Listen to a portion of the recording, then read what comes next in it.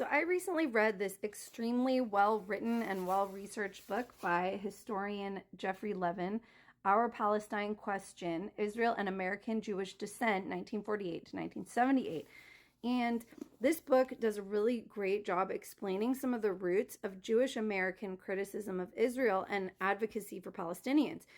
Today, there are, of course, several groups known for this. The most prominent is probably Jewish Voice for Peace, but there are others like If Not Now, the new group, the Halachic Left, and the even more centrist J Street.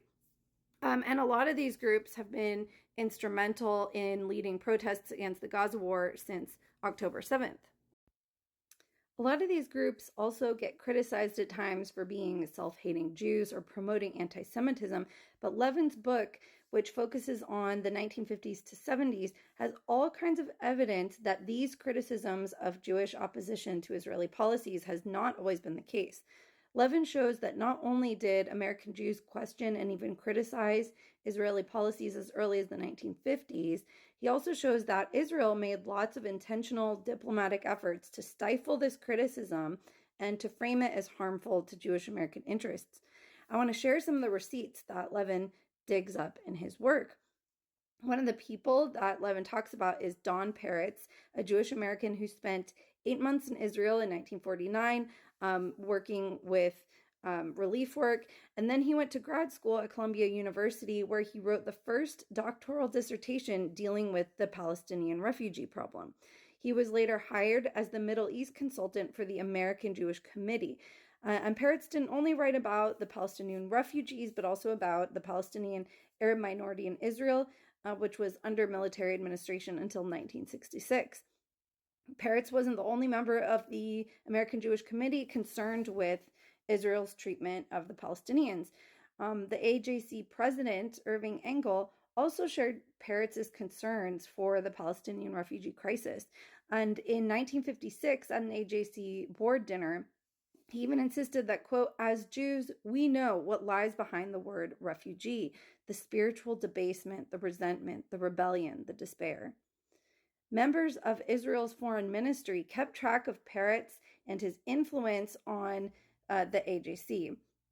An Israeli consul in New York wrote to other Israeli diplomats that, quote, we should do more than we previously have to take this fellow out of the committee and to prevent Peretz's career from growing in influence. Another diplomat wrote that, quote, one of the main goals will be to remove Don Peretz from his position. Levin writes that there were several factors that contributed to Peretz eventually exiting from the AJC staff.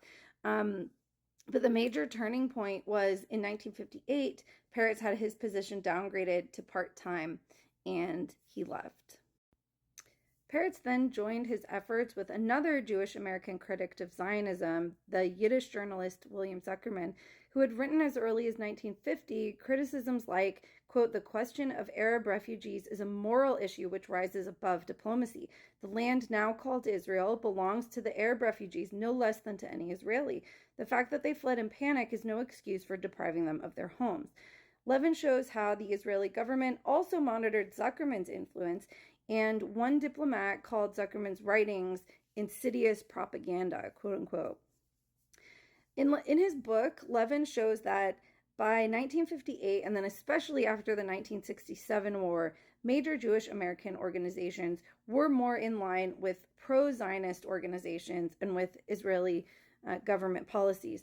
His book discusses that there were a lot of reasons for this, not just Israeli diplomatic efforts to undermine Jewish American criticism of Israel, but also Cold War considerations, and then the huge impact of the 1967 war and the rise of the Palestinian Liberation Organization. I won't get into all that here, but it's absolutely worth checking out Levin's book and paying attention to his work.